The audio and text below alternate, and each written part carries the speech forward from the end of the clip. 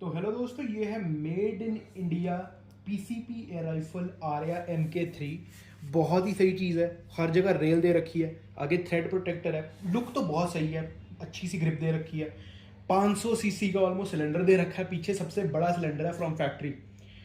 सबसे अच्छी चीज़, बहुत इजी टू लोड है। आपने इसको आगे करना है, यहाँ पैलेट डालना है, इसको करना है पीछे, इसको किया बंद। इनबिल्ट पावर एडजस्टर दे रखा है, इसको आप घुमाओगे तो आप इसकी पावर एडजस्ट कर सकते हैं। अब मैं इसको एक चला के दिखाता हूँ।